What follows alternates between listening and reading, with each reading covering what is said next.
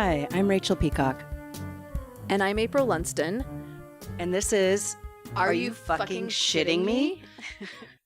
So this is our new podcast. It's our first episode. Well, technically, this wasn't going to be our first episode. But listen, times are strange. We aren't normally going to be just a political podcast, but this is kind of a time-sensitive issue. So today we're talking about gerrymandering. Gerrymandering, which is something that I didn't really know all that much about until recently. I'd heard the term. I basically knew that it wasn't good, but I didn't know exactly what it meant, where it came from, and how it affects our elections. So we thought we'd do an episode on gerrymandering because it's a huge thing right now. And actually, there's a lot of change taking place. Yeah, it turns out that this is something that a lot of people, both sides of the aisle, are actually not fans of. So here, just to start with, is kind of the dream ad. The ad if a politician told you exactly what was going to go down in the next election.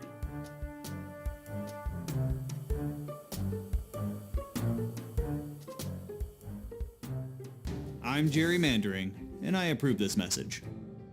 Virginians need change and hope or whatever, and I'll bring change and hope or whatever by picking my voters and redrawing district maps to ensure I always get reelected. Heck, every single member of the General Assembly who was already in office got reelected last year thanks to the Commonwealth's unfair redistricting process. As your representative, I pledge to eliminate competition in elections. I'll eat away at voter rights by redrawing district maps. I can even draw lines to carve out families and neighborhoods who might vote against me. Isn't that super cool?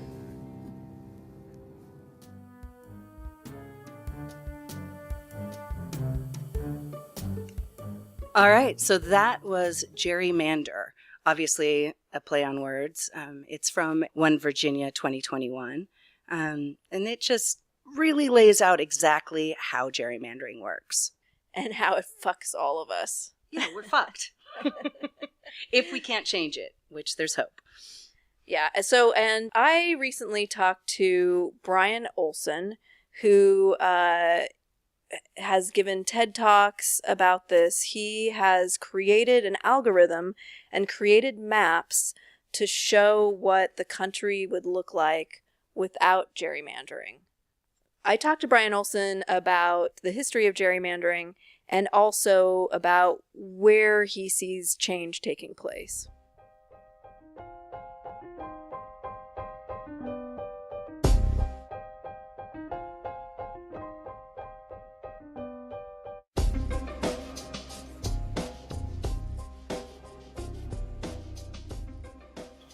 My name is Brian Olson. I'm a software engineer.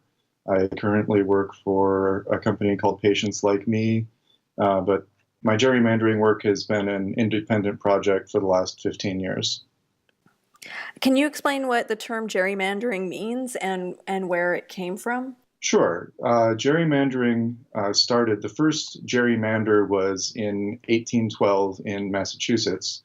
The governor, Elbridge Gerry, signed into law a set of congressional district maps that were drawn up in political cartoon as this monstrous lizard that was declared to be a salamander or a gerrymander. And so that's how the term came about. And the goal of it was that they realized, oh, if I string together all of these particular towns and counties, I can get a set of voters who are very agreeable to me and will always reelect me and my people. And so that was the original goal of gerrymandering, was to consolidate party power and create a safe seat so that the one person or one party would always win. Did the public at the time even know that this was going on? And if yeah. they did, what was they did. So what was their reaction at the time? The reaction was ridicule. The reaction was, this is a dirty trick. This is a monster that is distorting our democracy. It has only gotten more intense, and especially lately in the last 20 years with advances in computing power, the tools we now have the data down to a very fine resolution of who lives where. And you can, carve your district very finely to grab specific neighborhoods of specific people towards a demographic end to, get the kind of district you want. How do you think it affects the political process? Well, the safe seat phenomenon, I believe, is leading to more extreme people getting elected, or more extreme policies coming out of the people who are elected. They don't feel that they need to compromise and go along to keep their job, because they can just satisfy the most extreme members of their party. They can just satisfy their base, and they have no need to keep a collegial, collaborative environment in Congress. And so I believe that has been adding to the breakdown of the functionality in our Congress. Do you think there are any maps that stand out as particularly bad? Maryland is one of the worst maps, and North Carolina. Both of those have the visual hallmarks of gerrymandering are, you look at a map and it has lots of little tendrils and fjords and fiddly bits around the edges of the districts as they reach out to grab specific pockets of people in different parts of the map. And I would say that North Carolina and Maryland are the worst I've seen. Are any states reforming now, or any districts reforming now, or is it in the works for anyone? Yeah, several states have enacted an independent commission model where instead of the state legislature directly creating the district maps, this appointed commission will go away and do it. Sometimes the procedure to make this independent commission is just still reinforcing the two-party establishment and putting a fig leaf over it, because the two parties nominate an equal number of people to the commission, and then the commission goes away and says, yes, we will make a fair map. And that is kind of working. California has this now, and its map seems to be a little bit better. Arizona has this, and the state legislature actually sued to block the commission's proposed district maps. So that one's still kind of up in the air as well. Ohio passed a very interesting reform by ballot initiative in 2015, so we'll see its effects in 5 or 6 years. But that one really proposed an algorithm that says, step by step, you will make districts this way. You will do this with these counties and this with these cities, and build up procedurally a fair map that doesn't have a lot of room for funny business.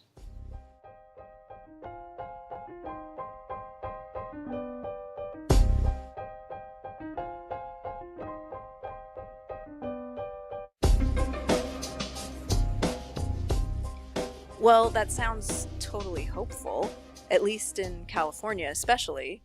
Yeah, it sounds like a few states are starting to move away from redistricting. At least there's been some reforms. It sounds like there are different ways to go about it, and I don't know which way is going to prove to be the best since this is such a new thing. I know there was an article in the Washington Post, I think in December, that talked about how redistricting wasn't really working in California. 12 years ago, Arnold Schwarzenegger... Yeah, that's right, the Terminator. Terminating term limits. So yeah, I mean, when Arnold Schwarzenegger was governor, he worked really hard towards the idea of redistricting reform. So even though theoretically it wasn't going to benefit them or it could hurt them, he was able to get the parties to pass this reform, which is really an issue. Except this Washington Post article says maybe it doesn't really work because for the past 12 years since it's been enacted, all of the districts have voted exactly the same way they did before. But it's not really a fair representation of how well this worked because California swings Democratic anyway. Yeah, it's not just that California is a blue state, but it's a deep blue state, meaning it's really hard to go red in counties. So if you look at a map, there are different levels of like purple states and this and that. California is deep, deep blue. So it's kind of hard to say that just because California hasn't swung different ways, that it means that redistricting doesn't work. Well, it'll be interesting to see what happens in other states.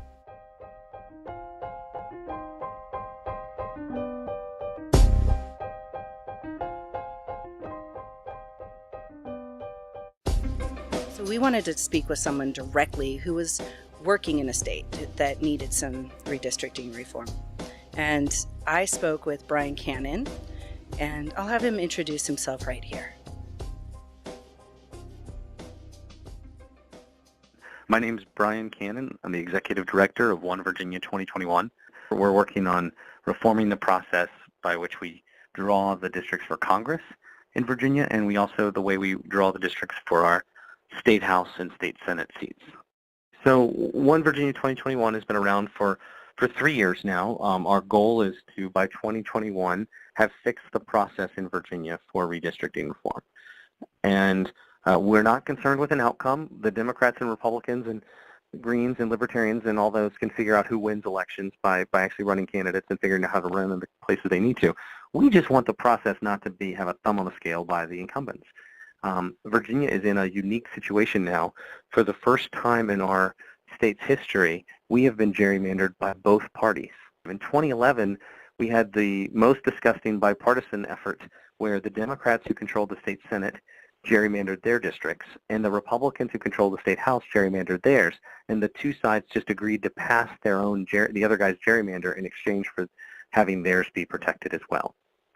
Literally the worst bipartisanship you can get. Shortly thereafter that, a number of folks got together, and just as a sample size, one of them was a founding member of the Virginia Tea Party Federation, one of them was a former head of the Chamber of Commerce, one of them was a former Democratic delegate. One of them was a former statewide elected Republican. One of them was, incredibly active in the League of Women Voters. I mean, really, everybody across the spectrum got together and said, these districts don't belong to these politicians or political parties. They belong to us as Virginians.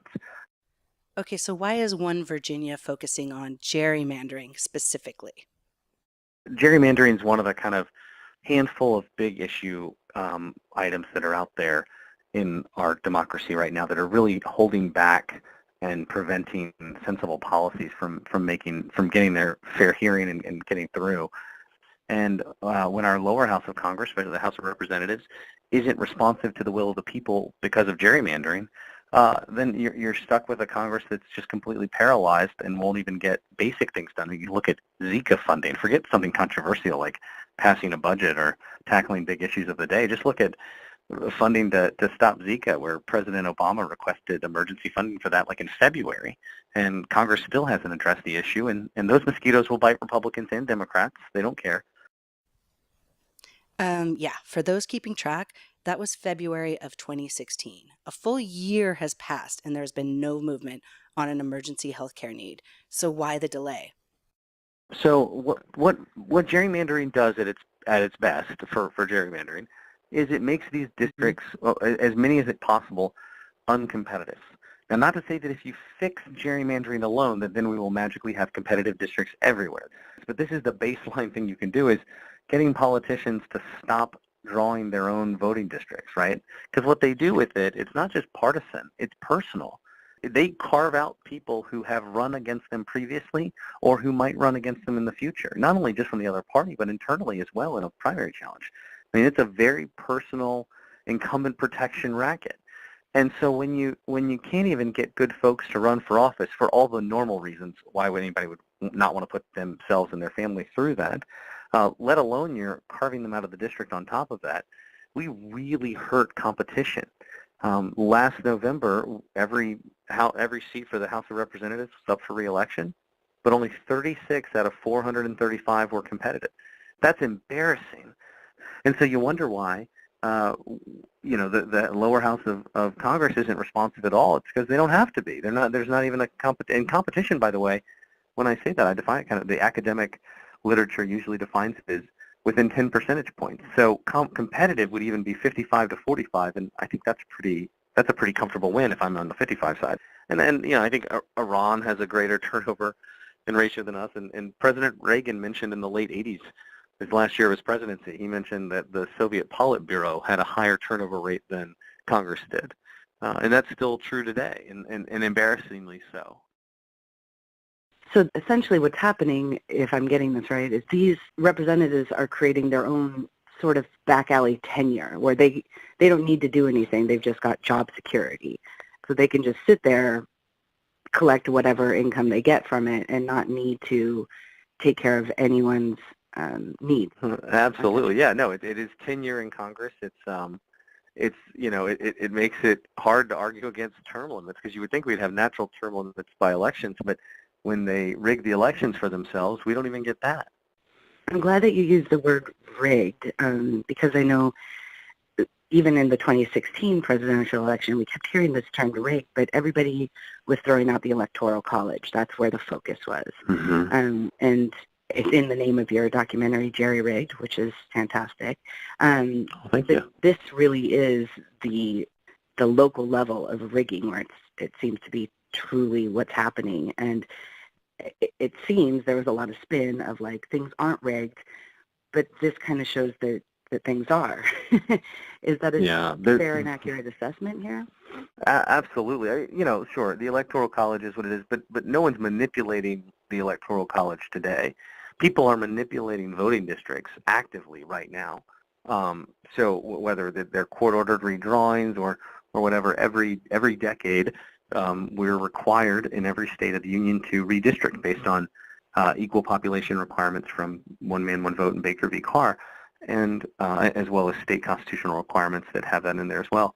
And so we redistrict, but we let the majority of states let the people who are the most self-interested draw their own districts. And so there's no other way to put that, but it's rigged. It's like asking a batter to call his own balls and strikes.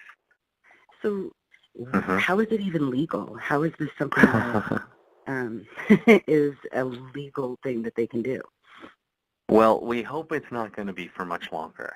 But the legality of it, I mean, it's a power left to the states, and for a long time it was not abused. It often wasn't even done.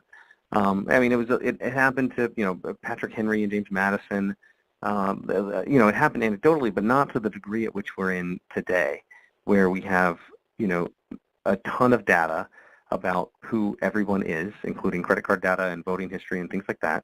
And you add that on with projected algorithms of where people will move in districts and things like that, and they're able to really hyper gerrymander these districts. So while JFK and Reagan and George H.W. Bush and Barack Obama have all called for redistricting reform, the problem has really gotten out of hand lately. There's a story from the last redistricting cycle where the Democrats were trying to protect a longtime incumbent Democratic senator. And to do so, they had heard that later that year, in the fall, that incumbent Democratic senator was going to be challenged by an up-and-coming member of the local county board of supervisors, a guy named Bryce Reeves, kind of square-jawed, Captain America-looking guy. And he was kind of a Tea Party conservative, and he had a really good shot. He's going to provide a good challenge to this incumbent Democratic senator. So what the Democrats did in 2011 when they drew the district is they went into Fawn Lake, the neighborhood where Bryce Reeves and his family lived, and they literally drew the Reeves family out of the district so that they wouldn't have to run against Bryce Reeves. Now, in kind of like a Charlie Brown trying to kick the football moment, they got the wrong Reeves family. They missed. And and Bryce Reeves is now the state senator from that district. This happens, dozens of times around Virginia this last cycle and previously. I mean, they target individual people. That's a lot of power for the government to have, right? That's way too much for the government to be able to discriminate against you on your political beliefs. And it's disgusting. It hurts competition, and it's just, frankly, there's no other word for it besides cheating, maybe rigged, right? And I think that's the big issue. And the other thing I would think of is I would be remiss if I didn't mention this, because race is a big issue in redistricting, especially in Virginia. And figuring out how to get that right isn't easy. The Voting Rights Act has been, manipulated for one party or another's benefit since, pretty much since its inception. The goal being, if you had a cohesive enough group, a minority, racial, ethnic, or language, you should keep them together so that they have an opportunity to elect a candidate of their choice instead of splitting them apart like what happened so frequently before the Voting Rights Act was passed. What that does is that kind of packs African American voters into those districts, and then it bleaches out the other districts. And so the Republicans who are in the surrounding districts never have to worry about black concerns because they don't have any black people in their district. And the delegates and senators and congressmen in those districts are so safe that they never have competition. But I think it's even more nefarious, and Virginia's a good example of this. You look at Virginia's history, we've only elected a black guy statewide twice. It happened in the 80s. I was in elementary school. We elected Doug Wilder twice, once the lieutenant governor, once the governor. But that's it.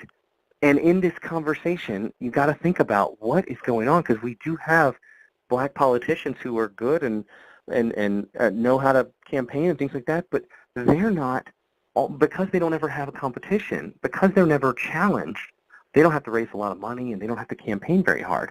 So they're not really in fighting shape to take it to the next level and to go statewide. We've had some try, but they just haven't done it. And just this past November, we were looking at a possibility of Tim Kaine becoming the vice president. And so there was all this backroom kind of dealing and talk and rumors about, well, who should the governor appoint in his place if Tim Kaine becomes the vice president, because the governor would have the appointment in Virginia. And one of the leading names was Congressman Bobby Scott, who served for almost 30 years in Congress in Virginia's 3rd Congressional District, African-American. And yet, the knock against Congressman Scott was, well, we don't know if he can raise $20 million to run a statewide race, which drove me nuts, because I'm like, Bobby Scott's never had to raise $20 million. It's not just a disservice, because, Virginia, we have 20% African-Americans. We only have 12.5% in our state legislature. But I think even more nefarious than that is we don't have any statewide elected office holders who are African-American. This packing black voters in these districts that is a super nefarious process whereby black voters are disenfranchised and black politicians are also put at a disadvantage as well. And in fairness, some of them vote for this. So it's a mess, and that's why I think it's got to be taken out of the hands of the politicians. We've got to have, clear, objective, transparent criteria for how to do this, and we've got to have people that have the citizens' interest at heart, not their own districts at heart, doing this. Yeah, it's. I mean, the word I can only think of is bonkers. I mean, and it's used it sounds like, in two major ways. One is to specifically target the opponent and take them out of your district, and the other is to basically brain drain, but by race, drain out all of a certain demographic and put them all in one area, so then all these other districts no longer have any representation in there, even though they may be more regionally correct. And doesn't it affect how many seats then the Democrats or Republicans get? Maybe there's 40% Democrats and 60% Republicans, and yet you're getting 7 seats to the Republicans and 1 Democrat, or vice versa. Absolutely. And there's every now and then I get somebody saying, oh, redistricting doesn't matter. It's really just all residential sorting, which I think Dave Daly's recent book, it's called Rat Fox. It really debunks the big sort theory there. But I love it whenever time I get an email, and you get it occasionally from somebody who says, oh, redistricting doesn't matter, gerrymandering has no real effect, see this, whatever academic study that's like a one-off. And I always think, if it didn't matter, they wouldn't fight so hard to keep that power.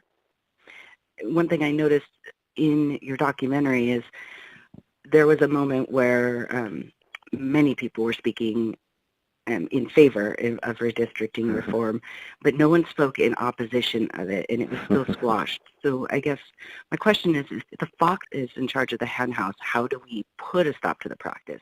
History tells us a number of lessons about how to change a process that benefits the entrenched, right? So, if you look at women's suffrage, one of the big lessons I learned from that is not only did women organize and men organize and have made it a visible issue, right, brought it to the forefront. Some even went to jail, and I believe even one died for it. But on top of that, when the Soviets took over Russia, which was shortly before we got the right to vote for women, when the Soviets took over Russia, the revolution there was led by women shopkeepers. And so the women in Russia got the right to vote before the women in America. And so when the Soviet diplomats and stuff came over to America, that fact embarrassed Woodrow Wilson. And the women who were organized in America didn't let them forget it. Right? So it takes you got to be right on the policy, you got to have good organization and people supporting you, and then you got to shame the rest of the people into it. Shame is a huge motivator, that's for sure. Once the shame has set in, what then? You got to get it into the hands of some umpires, and there's a number of ways to do that. You can learn lessons from California, from Washington, from Iowa, from Arizona. You can learn lessons from all this. There's a number of ways. We're not dogmatic about the solution as far as you have to have a 7-member commission or you have to have a 13. And we've got proposals for all of that. We'd be fine if the General Assembly took up any of that. But most importantly, we can't have politicians drawing it with the intent to benefit themselves or their political party. And Democrats did it for decades, and Republicans have perfected it in the last 2 cycles, and even Republicans who have benefited from this are starting to say, this is enough. It's a bipartisan problem, and it has to have a bipartisan solution because it doesn't work otherwise.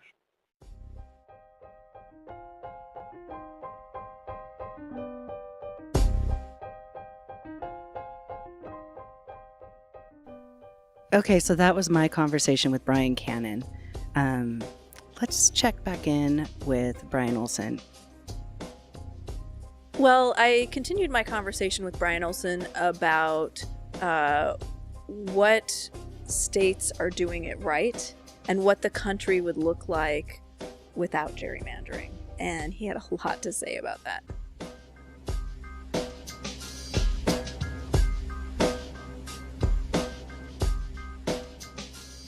What would a state or the United States look like without gerrymandering?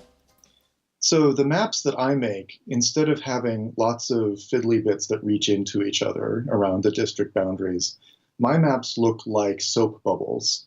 And there's a good physical analogy there in that soap bubbles, are very efficient, and they cling to the most efficient shape possible to fill the space. And that's kind of what I was going for. In my view, what a district is for is that it should be to represent a local region, a locality. The thought that these people live in the same area and so they have some common interest, whether it's an environmental factor being rivers and streams and that part of the environment, or if they're in an agricultural area, or if they're in an industrial area. These people live together and have some common interests, and they should have their local representative who can represent those interests in their state legislature and in Congress. So that's what I think districting should be. And we'll, see if that can happen. What do you think it would take for it to happen? My ideal would be a new Voting Rights Act that applied nationally. The original Voting Rights Act applied to a few states that had done some bad things around voting and elections in the past. I would like to see rules that apply to the whole country about what you can and cannot do when creating state legislature and congressional districts. If necessary, this might need to be a constitutional amendment, but I think given the history of things like the Voting Rights Act that it can apply to states, I think simply a federal law would be a good first step. Would the country lean more or less in one direction, one political direction, if there wasn't gerrymandering? Would we be more Republican or more Democrat, or does that not play into it? Right. We said earlier that both parties are doing this where they can, but the current estimates are that there is a net shift of 10 to 20 in favor of Republicans because of Republican gerrymanders in more states, in more seats. So the U.S. House would shift 10 to 20 seats away from the Republicans if they didn't have all of their state legislatures doing gerrymandering. Amazing. And that's also why I want a national law, because I don't want the unilateral disarmament problem where one state gives up their gerrymander and now they're still living under a Congress affected by the gerrymanders of all the other states. What did you discover that was unexpected? You mentioned something about something called proportional representation. Yeah, I think the most unexpected thing I discovered while studying districting and gerrymandering is that sometimes a district isn't what people actually want. I said a district I think should be for representing a local group of people, but now people are much more global in their interests, or at least national. People don't necessarily identify with the people from their region as much as people who they identify with for other reasons. So you might identify more with your party, your church, some environmental cause, some LGBTQ issues, anything, conservation, hunting. You might identify with a variety of things more than you identify with your town. And people have moved around over the last 50 years a lot. So I think what some people actually want is not geographic representation, but ideological representation. And so the idea of proportional representation is that any group, any constituency that can get together 15% of the vote should get 15% of the seats in a state legislature, for example. If you have 100 state legislators, then 15 of them should be for the I Like Forests party, or 5 of them should be for the I Like Beer party, and these kinds of things. And 4 of them will be for some particular Christian group that really, really wants to get together and get involved in electoral politics. And some of them will be Democrats, and some of them will be Republicans, and some of them will be Libertarians, and some of them will be Greens. And to whatever extent your group shows up to vote, you get that many seats in the state legislature. Some of what the recent court decisions around state legislature districting as it is now is saying that, except that it's only saying proportionality for the two parties.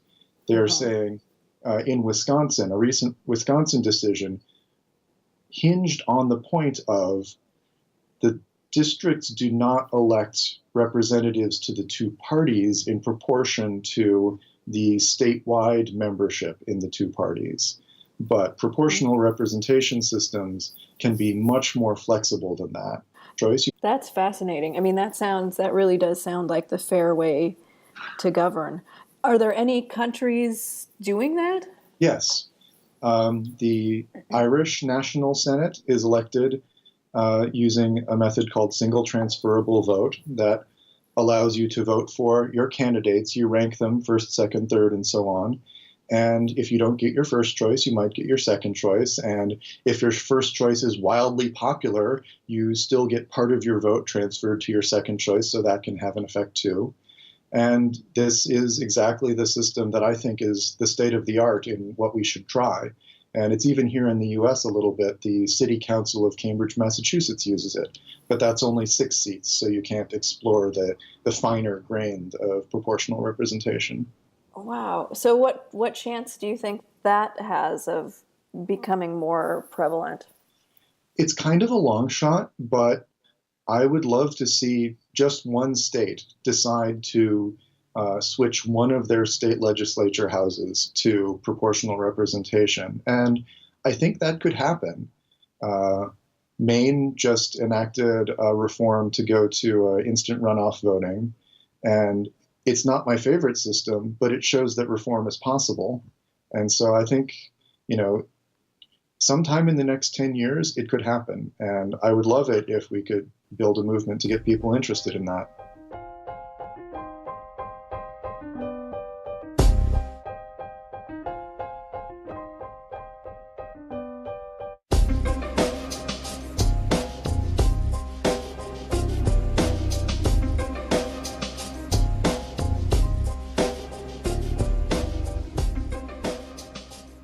So proportional representation, that's something that I've never thought of before, never really heard of before.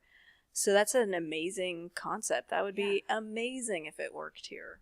Yeah, this is the first time I'm even hearing about it. And I mean, we did a little research about that, but I'd never even thought about that. It makes sense. It makes total sense. It makes total sense. Why aren't we doing that already? Why hasn't it just been a thing?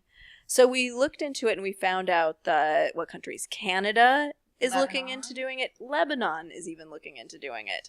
Yeah, so it looks like election reform is a big thing worldwide. Like everybody's trying to figure out how to better represent their people if they're in a democratic situation. Yeah, I think this is not the last we're going to be hearing about proportional representation. And gerrymandering, We did a little research also to see what the latest news is there. And there actually is some movement happening. It's pretty great. I mean, there's some backtracking in some states, but there's actually movement forward. I think what we're finding out is gerrymandering is complicated. Well, at least there are some states that are making progress. Michigan. Yep. Wisconsin. Yep. And Pennsylvania. California is still strong. There are places that are working on this. And I think it's really important, as annoying as it is that there are steps backwards, I think it's important to remember that this is a bipartisan issue, that you've had presidents from JFK, Reagan, George Sr., everybody has come out against gerrymandering. So this isn't something that anybody really wants unless you happen to be the person that's sitting, the person sitting in the seat.